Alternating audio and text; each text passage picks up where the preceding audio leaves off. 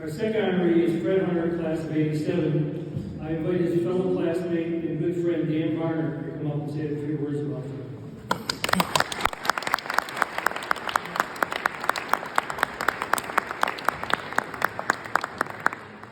Good afternoon.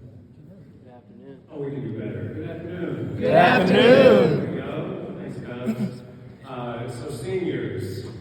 So I was told I had like 3 to 5 minutes to introduce Fred, and I'm going to end up taking my 7. That's okay. Seniors, congratulations. You're joining what I believe is the best alumni network in the region. By far, Cass Tech graduates will tell you otherwise, but don't believe them. This one is the best alumni network in the region, no question about it. You're also joining a special fraternity in other ways. My 3 best friends to this day are men that I went to high school with. It's not people I met in college, not people I've met since. They're people I went to high school with.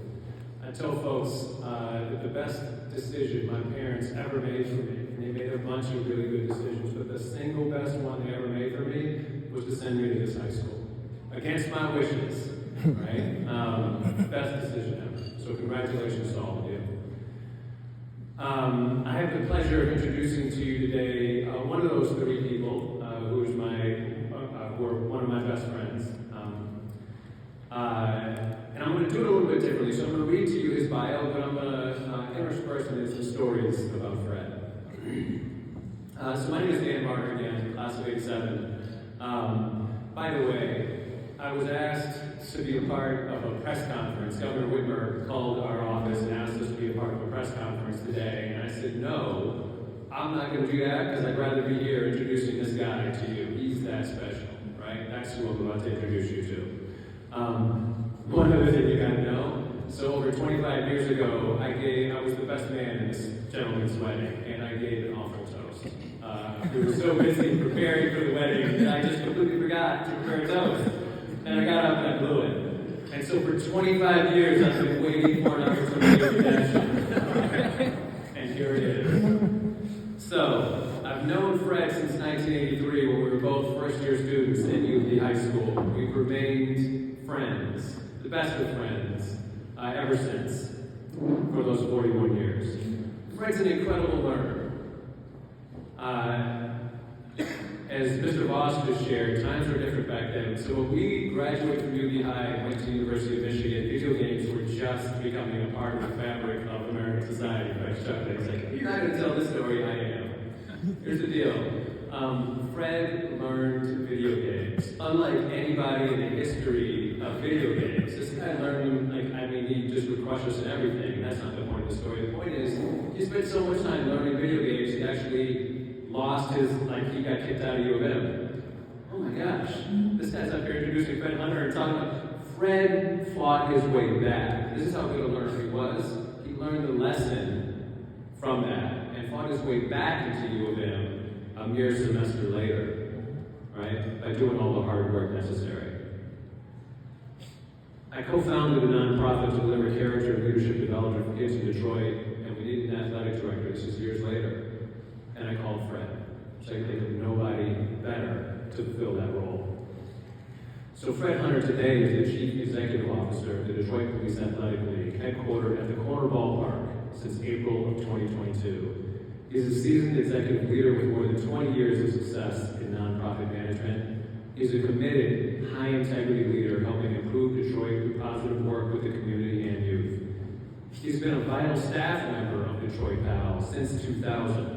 Previously holding positions as the Director of Customer and Community Relations, Director of Quality Assurance, and Athletic Director.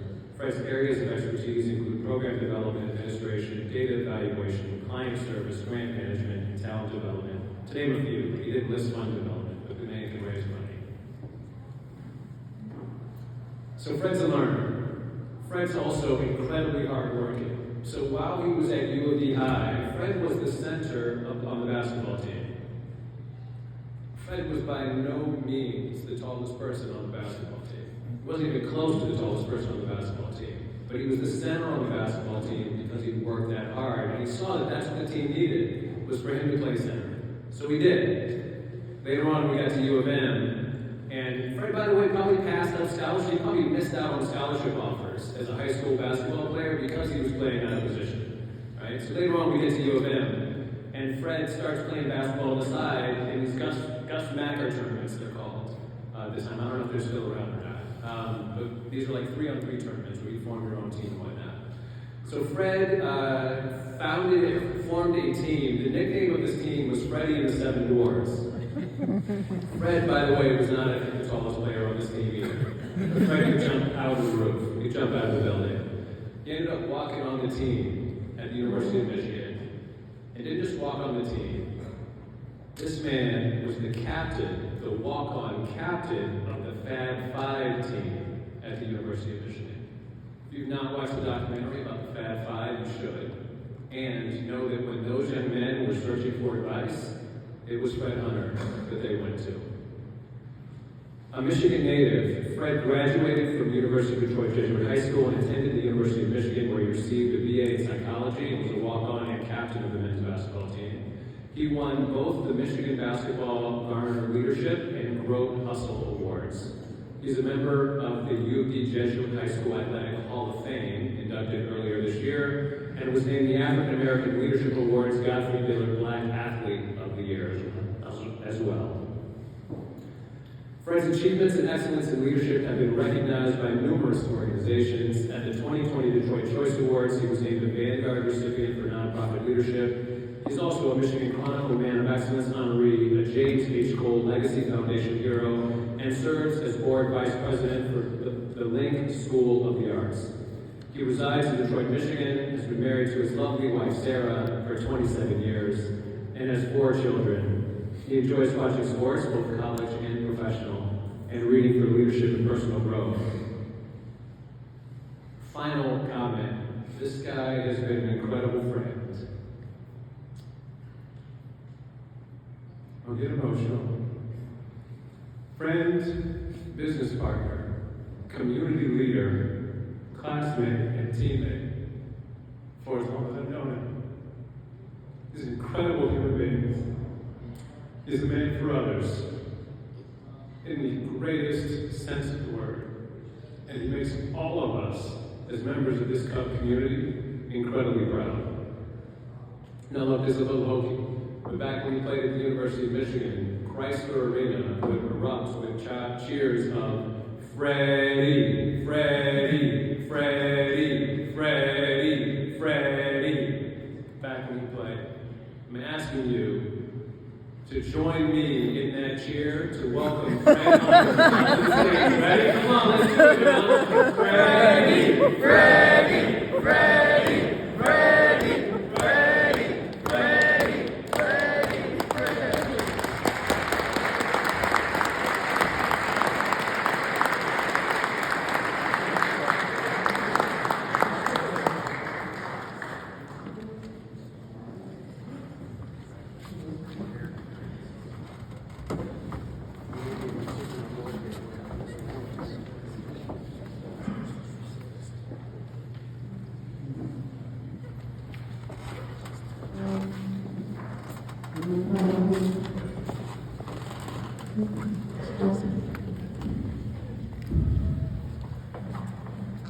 Thank you. I am very humble, Dan. You made up for it.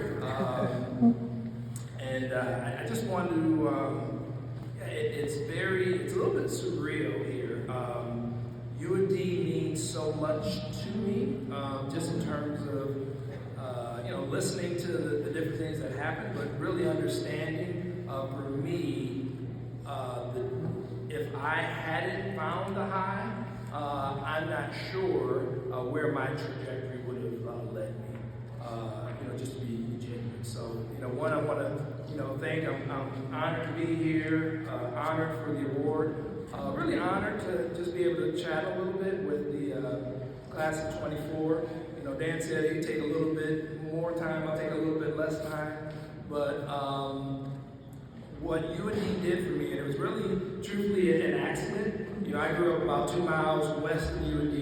I went to Vacation Bible School at Messiah Baptist, right next to the high school, but I didn't even know that it was a high school. Coming out of 6th grade, my My mom had a friend who said, yeah, my son's going to take this exam at UD High. And from there, I took the exam, I went there. It was all boys school, so that was interesting to me, but it gave me a chance to play organized athletics, which obviously became integral for who I am and who I became. But the key things for me, and someone's asking, did UD prepare you? How did UD shape you? It was exactly what I needed, at that time as a seventh grader, and just as someone that was looking for what I'm going to do and who I'm going to become. One of the key things was the structure and direction. Dan alluded to the University of Michigan. I think that was my learning. UD provided so much structure, and then putting that structure back into my life, helped me with where I need to go. But that direction, from UD was key. One of the more important things was the mentors and the teachers. We had back in the day in the academies Mr. Hall, who was a family legend just because he was so strict, so tough, but he loved you so much in class, and he was just elated when you graduated. And to have teachers like him, teachers like Father Canfield, that really for me at the time and why I needed UD is because I didn't see the potential that was inside of me. And that's one of the things I love about where I'm at now with Detroit PAL and with the mission that we have is helping youth find their greatness. So, every single one of you here, God has put something special and amazing on the inside, and it's greatness, to do whatever the role is.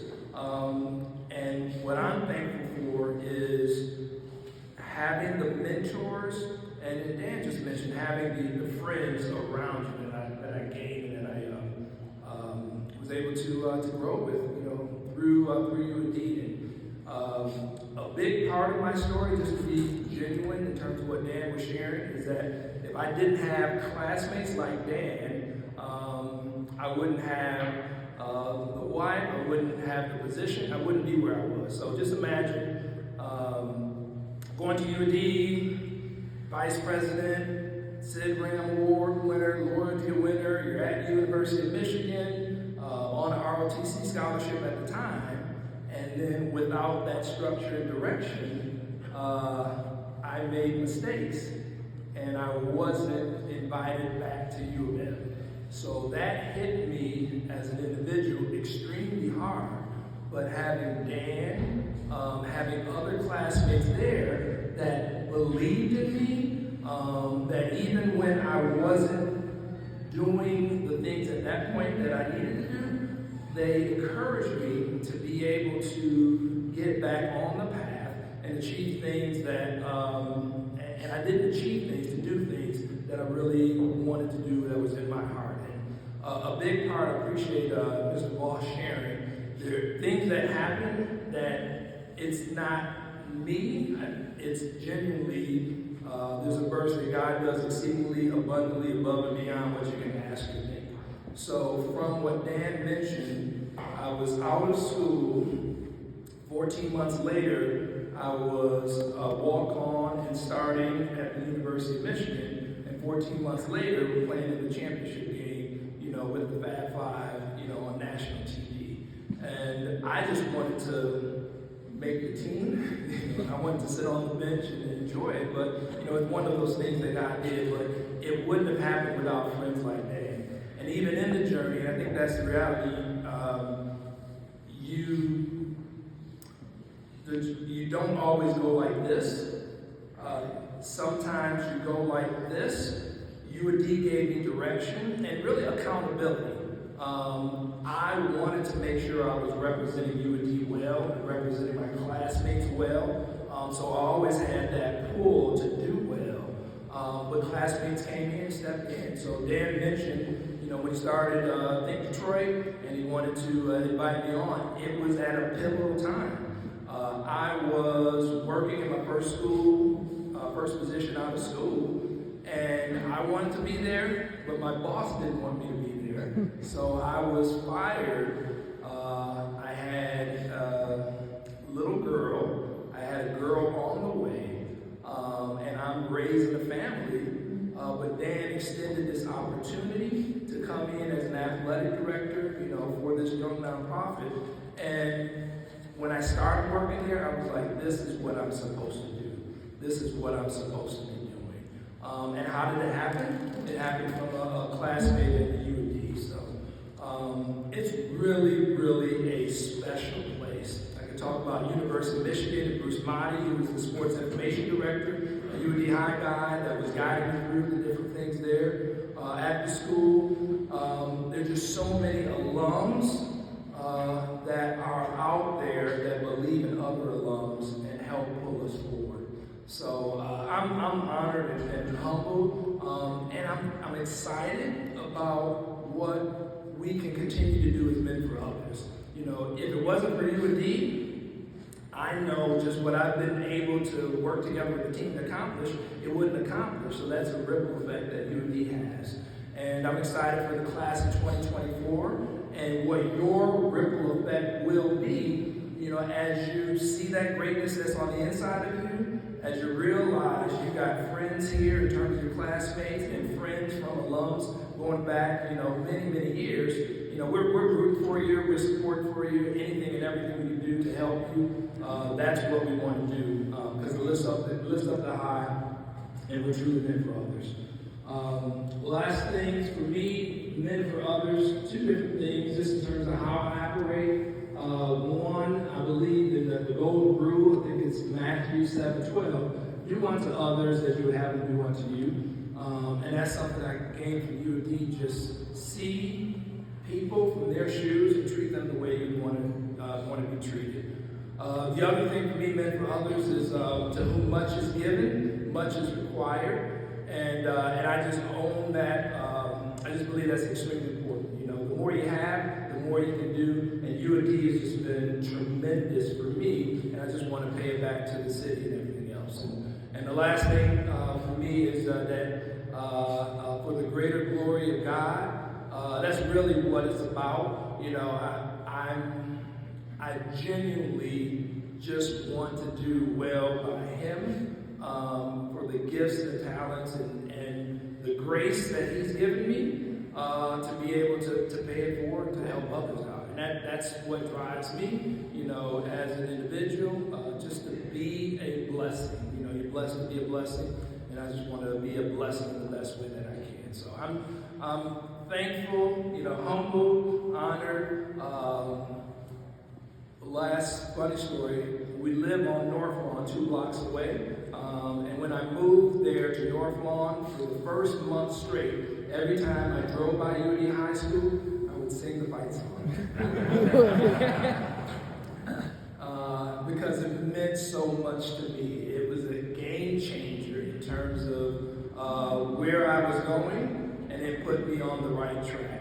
And it helps keep me on the right track for being a blessing, being meant for others. So I'm thankful and honored, excited for the class of 2024, what you'll accomplish together, because this doesn't happen without Dan Barner and classmates, but together with the alums, I see great things in your future, and honored and thankful to be part of the alums with you in the next few months as you close up graduation and move forward. We're here to support you any way that we can. Yeah, thanks a lot.